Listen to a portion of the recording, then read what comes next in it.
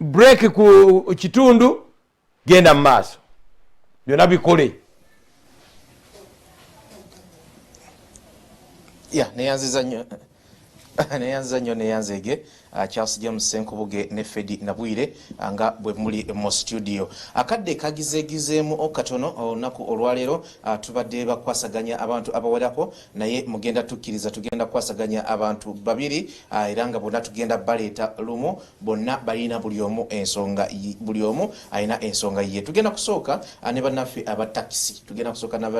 abatakisi tuli mu lockdown. Atakisi bye bimu ku bintu ebyasooka okuggalwawo era takisi kati ezimu zatandise n'okuvunda endala muziraba ebyuma byafudde endala muziraba battery zaggwako endala muziraba nti mu kiseera kino ate bwozituukamu abamu bazikyusa dda zatandika kutambuza manda na bibala bw'otuuka kati mu takisi ezimu zitandise n'okuwumba mpumbu kati ze zirimu ate ekisinga okuba ekikulu nti ne lockdown bwe naggwako nga 26 naddala ku biduka bino ebya public takisi mu paaka enkadde tezigenda kubanga ziyingira kubanga mu kiseera kino eri mu kudabirizibwa. Stage esinga mu Kampala azajjiddwawo naddala mu Kampala wakati mu nteekateeka empya eriwo ssaawa zino. Ngenda kubanga negatta kw'omu ku bakulembeze aba takisi mu Kampala n'eggwanga Uganda. Oluvannyuma munnabyanfuna agenda tutemeratemeramu Uganda tuli ku ki mu kiseera kino. Haji tusanyisa okulaba asooka obuuze kuba tulaba oluvannyuma bonna amala babuuzaako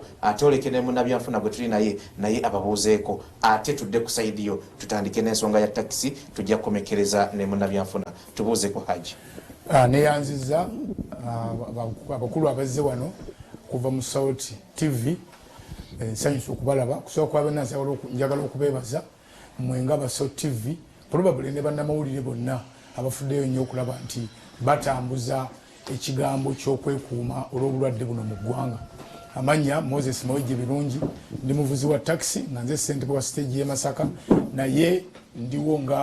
siriwo nga naye nze omwogezi wa Public Relations Officer and Spokesperson wa Kotisa. Mbalamusizza era mbaagaliza okulaba n'okuwuliriza okulungi. Neyanza nnyo neyanzege amanya nze Asuman Kiwanuka nga nakuguka mu byenfuna ne teekateeka mu byensimbi neesimye nnyo okunkyazaako ku Salt Media era neebaza nnyo omukulu Mutebi Pozi ne bakama bange abali mu studio Charles ne Nabwire mwebale nnyo omulimu ogw'ettendo gwe mukolera ggwanga Uganda. Nviiridde Nansana naye ng'emirimu gyange ngikakkalabizaawo ku Wandege ya Kusoliza House. Okusooka kwa byonna njagala okwebaza His Excellency the President Yoweri Kaguta Museveni olw'amaanyi g'ataddemu obuvumu n'okuba nti abuuliridde eggwanga olw'okuba nti twazindwa ensi yazindwa obulwadde bwa COVID-19 naye ng'ekirungi wano tuba tukyalina omukisa nti atukubiriza ate naffe ne twekuuma okuba nti obulwadde obwo tebusaasaana nga busaasaanye mawanga malala. Njagala okuzzaako okwebaza Minisitule ya Health olw'okubanga nayo eyambye nnyo okuba ku forefront okulaba nti obulwadde buno tebusaasaana ggwanga nga amawanga amalala. Njagala okwebaza nga sinagenda wala bannatakisi bannange okuba nti ffe twasooka okuggalwa oba okuteekebwa mu maka gye bayita lockdown tetukola naye tulaze mbebaza mulaze empisa ennungi obuwulize okuba nkasookedde tugaanibwa kati emyezi 2 teri mmotoka yali yabiseeko ku luguudo. Olwekyo mugende mu maaso okuba nti mugondera amateeka ago n'ebiragiro ebyateekebwawo ku lw'obulamu bwaffe. Twebaza His Excellency the President okuba nti tugenda kuddamu okukola ng'ennaku z'omwezi 4 omwezi ogw'omukaaga naye nga situnaddamu kukola tuyina ebintu bye twataddewo naye ng'ebimu twali twabiteekawo dda nga lockdown neno tennabaawo. Twawandiika abaluwa ntwandikira Ministry ya Health ne Ministry ya Transport ne Ministry ya KCCA nga tubategeeza engeri gye twetesiteeseemu okulaba nti tuziyiza obulwadde buno obutakwatibwa ffeffe nnyini n'abantu bettambuza. Tuyina ebintu 10 bye twateekawo. Ekimu ekisookera ddala tuteekwa okuba nti twateeka era tugenda kuteekawo water tanks ku buli kifo tukolera ng'oyingira mu paaka waliwo okubaawo tanka y'amazzi entonotono waliwo ne sabbuuni omuntu gw'onaaba ng'oyingira mu paaka. Ekyokubiri tulinawo bukaanizi obutono era bw'amazzi ne sabbuuni ku buli stage wetutikkira nga omuntu okuyingira mu motoka gy'ogenda okuyingiramu ekutwale naawe omukozi ali awo ku stage oteeka okunaaba mu ngalo ku stage eyo. Ekyokusatu twateekawo era nkubiriza bannange bonna nga tuzze nti tuteeka okuba ne sanitizer bottles ezitakka wansi wa 2 mu buli motoka nti abantu bano abayingira mu taxi bo bajja kuba babaze okunaaba okusinzira mu kifo wetukolera naye ate mu kugenda waliwo emmotoka ezigenda nga zironda abantu ku makubo abantu abo tulina okuba sprayinga ne sanitizer box nga tukozesa sanitizer bottles zino okuba naye bw'aba ayingira tumukiriininga n'abanga naye ayingira tumanyi nti safety agiina. Ekintu ekyokuna kwe kuba nti buli muntu buli driver ne conductor kiri mandatory yadde ne president yabadde yakitaddewo ne twakiteekawo dda era mu buwandiike nti ateekwa okuba ne masks ezitakka wansi wa 2 buli driver ne conductor singa emu eddugala oba ekugwako by mistake oteekwa okuba nti olinawo replacement. Ensonga ey'okutaano tuteekwa okukeepinga distancing ngaga Ministry of Health bwe yatugamba nti abantu tugenda kubakendeeza mu paaka bwe tuba tubadde ku stage tubeerako abantu 20 tugenda kukola mu shift tibagenda kubeerawo 10 era ekyo twagala bannataxi bannaffe bakigumire olw'okulaba nti okukkiriziganya oba okutuukiriza enteekateeka ya gavumenti naddala Ministry of Health nti tukeepinge social distancing oba physical distancing whichever you call it. Ekintu ekyo ekirala kwekendeeza ku basaabaze Oweekitiibwa President yatugambye tutwale abantu 7 tweyanza naye awo tukyasaba Ministry of Transport gyakwasiza ensonga eno ekitunulemu nti tulowooza nti President bamugamba emmotoka eya taxi ebeeramu emita 3 nga buli muntu okutulako abantu 2 be bantu 6 n'omu maaso 7. Lwekyo tusaba wabeewo review nti emmotoka erimu emita 4 buli muntu okuteekebwa abantu 2 be bantu 8 n'omu maaso w'omwenda kiba kitegeeza nti abantu babe 9 so si 7. Okukusaba katono nnyo Haji President we yali ayogera abantu kale oluvannyuma bakijjeewe batyo nti abantu 7 naye yagamba half fund be bantu 14 mu mmotoka ya taxi license kutwala abantu 14 bogenda mu half ba 7 naye mu ngeri gye tubateekamu abantu 2 gy'emita 3 abantu 6 ne maaso omuntu omu gwe 7 kiba kitegeeza nti omutto ogumu gusigadde teguliiko ki bantu nolwekyo tuba tusaba nti wabeewo review nti emmoloka erimu emita 4 ebeereko abantu 2 abantu 8 ne maaso mu kifo ky'abantu 2 wabeereyo omuntu omu kiba kitegeeza abantu 9. Tukuba akafaananyi gwe mutto gw'emabega abantu balage ngo balagira ku mutto awo wotudde wano kakati omutto guno katulowooze gwa abantu 3 kakati omu atuula wano omulala n'atuula wano omulala n'atuula wali mu mbeera erinomo naye kakati ku luno tusaba nti wabeerewo abantu 2 bokka wano wabeerewo space wakati okukwatagana ne social distancing measure Ministry of Health gyekola ki gyeyagala kakati kitegeeza nti bwe baba 2 buli mutto ekitegeeza emita 4 gibaako abantu 8 kati ne maaso wabeereyo abasabaze 2 ne driver kati era wakati naye akole ki aveewo wabeereyo omuntu ki abeera ku luggi be bantu 9 driver ku luggi nono ku luggi be bantu 9 kati waliwo wano ewali akameeme waliwo omutto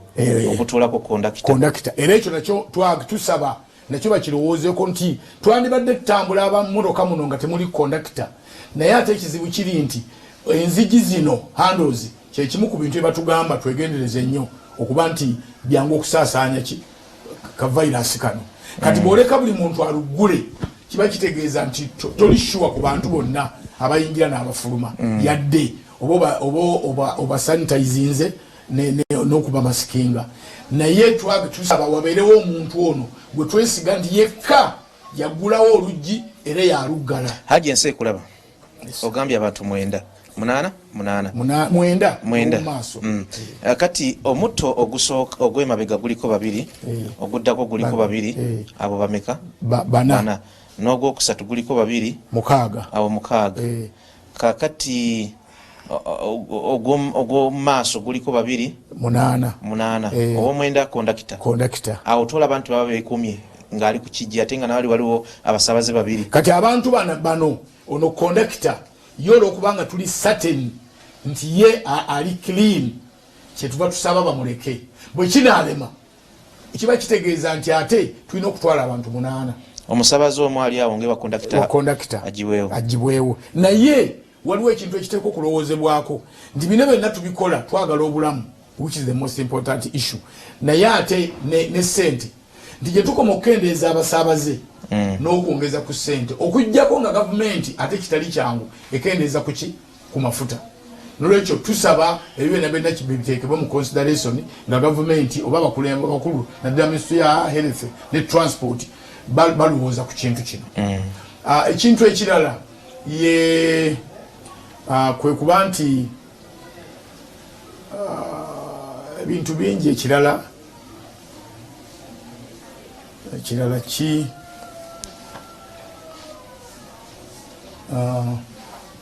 ndowooza ebikulu byebyo naye njagala kukubiriza nti bataxi driver bannange bonna abakyali eka oba abali eka kuba ffenna tuli waka leave alone ffe abafuna okuweebwa ne tuba tutambulako minisitule yatuwa amabaluwa tutambuleko eri bannaffe n'okubunyisa enjiri eno nti bwe muba mujja mukimanye nti buli stage eteeka okuba ne temperature monitor. Buli stage eteeka okuba ne temperature monitor. Era ekyo tuli mu process era nti tufuna temperature monitors ezo buli stage ejja gigula kubanga tulina welfare fund gye tusavinga mu welfare fund. Buli stage eteeka okugula temperature monitor era tuli mu kukwatagana ne Ministry ya Health batulage ekintu ekituufu kubanga ffe tuli technical tuyinza okugula ekintu ekikyamu. Tuyanza nnyo Mukuluma w'eggye. Enteekateeka okusinziira kwogera kwa President engeri gyayogeddemu bingi ebigenda okukyuka nga lockdown eno bayizinzeemu ku bintu ebimu naddala public transport. Abayita motoka ku stage abo babagobye. Babagobye kusinziira ku kwogera kwa President naye obuzibu tukyayina era tujja kukyogera ekyomukisa omulungi ne twebaza President nti ebintu ebimu yabyogedde naye n'abisukuma line ministries twogeraganye nabo era nga nsinzira njala okwebaza General Katumba Wamala Minister wa Transport twatandise okwogeraganya naye one on one n'aba nti asobola okubuulira omu ku ffe abagenzeeyo gwabayise olwa social distancing ente tuyinza kugendayo bangi ebintu bino atandise okubiteeka mu consideration. Twagala okwebaza KCCA this time saagala gamba nti yazuukuse naye ndowooza omulanga gwaffe guwulidde nti buli kye bagenda okukola batuyingaejinga tuyinza obutakkiriziganya principally naye nga twogeraganyiza era nolaba nti wabaawo kye bakola kye bakyusa mpozi ng'ekintu kye sisobola kwerabira waliwo abantu mwegendereze bannanga ba taxi waliwo abantu muffe abagenda bagamba abantu mpulidde babajjako ne sente okuva mu mitwalo 5 mpaka miliyoni 2 nga baagala okugamba nti bagenda kubawa ebifo bagenda okukolera. That is totally wrong. Omuntu alina obuyinza yekka okulaga woyina okukolera ye KCCA ate obuyinza obutenabuwa buntu bwonna era bwenva wano ngenda wa mwogezi wa KCCA mukulu Peter Kawuju twongere asobole okumbuulira byonna bye bakoze nsobole okugenda nga mbyogera eri bannaffe. Ekirala Mukuluma w'eggye nti ng'ogyeko ekyabayita abantu mu stage ez'enjawulo ne stage mu kibuga ndowooza enkyukakyuka wagirabye? Nagirabye era nkyagiraba. Bingi bigenda okukyuka nga bwe nkugambye. Zino emmotoka ezibadde kati nga bw'olaba ku mini price wano ku Butaasa Kafeero ku nguudo ez'enjawulo awo wonna ezo tezigenda kudda mu kibuga tezigenda kubeerawo.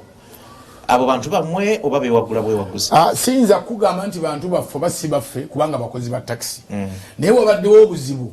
nti wabadde tewali order mu kibuga kyekyo kituufu ng'ebulemu eyo egenda kuffe ffenna ffe abakola omulimu gwa taxi n'abatutegekera naye ng'ekizibu ekyajjawo nti kwekoonagana okwaffe saagala kikweka tubadde n'okukoonagana ffe abakola omulimu guno olw'ebibinja bye twagunjaawo associations oba organizations ez'enjawulo naye omukisa omulungi ala okutegeeza eggwanga nti twegasse ffenna twegasse ntwegattira mu kibiina kimu kya Kampala Operational Tax Stages Association era tuli muntu omu ffe abali operational omanyi waliwo mu Uganda nti constitution ekukkiriza okwegatta n'obaawo legally no mateeka n'obeerawo nti weegasse naye okola ki kyetuva tugamba nti eno kotisa y'amastage bagiyita Kampala operational tax stages the stages eziriko abantu abali operation abakola omulimu mukulu Mutebi ne banno muyinza amateeka Uganda ebuweddembe freedom of association ne muteekawo n'erinnya nti Mutebi and company taxi whatever naye nga temuli operation naye ffe abali operation mu mulimu guno twegasse era twafunye obukulembeze era mwendi ng'omwogezi kubanga obukulembeze obwo twakugamba abantu bonna obukulembeze si ekibiina si kipya ffenna twegattidde mu kotisa kuba kotisa kibiina kyaba stage gonna ate ng'omuntu okuba omukozi wa taxi oteeka okuba ne stage of origin kwotandikira n'olwekyo tusuubira nti nga bwe twegasse omulumulo obubaddemu nga tukolekera wamu ne kanso bugenda kuggwawo era stages eziri ku makubo zo automatically zigenda kuvaawo mpozi ekirala waliwo threat yabaddewo nti emmotoka bagenda bazigoba olwa okuba nkadde tukyayogeraganya ne authorities nga ministry ya transport ne KCCA nti kirituufu ayinza okuba emmotoka ezibadde zireeta pollution mu kibuga naye tukubiriza bannaffe bonna gye bali nti bwe tuva mu lockdown eno please tokomyawo emmotoka mu kibuga ku mulimo nga tumaze jikebera na kujiddaabiriza kyo kituufu emmotoka zaffe ezimu tezibadde nnungi girise mpira si mirungi indicators ezimu tezikola lwekyo benna mu lockdown eno tugenda ogivaamu tumale okukola emmotoka ezo zikomewo nga tewali muntu agobaganya emmotoka yo ntukubanga ki kubanga teri mu mbeera nnungi naye hajo okimanyi nti emmotoka ezifaananizaako bwe zityo zikola lwaggulu n'ekiro naye obuvunaanyizibwa tugenda kubwogerako ne bekikwatako naye ate ffe ng'abakola omulimu guno obuvunaanyizibwa obusinga 70% si bwaffe bwa traffic police nti yeyina okuenforcinga traffic regulations ku makubo ate mu bifo tukolera tushiyalinga ne KCCA nti ffe bamanagers b'omulimu guno mu bifo tukolera kati KCCA netuyambako bwe tulemereddwa ntugitegeeza tugenda kubanga tuwumulamu Haji tugenda kubanga tugenda mu break katono naye katono nnyo nga tetunagenda mu break twesunge nga lockdown yeweddewo okulabanga kotisa bano ba Kalifani bano ba Mayambala ba Utrada oba Utrada bonna muli wamu njagala okuba clear saagala kwogera kumanya g'abantu saagala kwogera ku bibiina kubanga biri mu abeyense njogera ku kibiina kimu ye kotisa kyekigatta amastage 197 agali mu Kampala ng'ate omulimu gwa taxi nkyogedde gukolebwa amastage n'olwekyo bulina ate nga nkyogedde nti waliwo ebibiina byesagala kwogera kubanja kubanga atakinga ebiriwo by name naye nga mwakyo sense ku mulimo tebikola ki tebiriyo njogera ku bibiina ebiina ba driver ne ba conductors abali ku ground abakola omulimu guno tweyanza nnyo tweyanzege naye nga byegattidde mu kotisa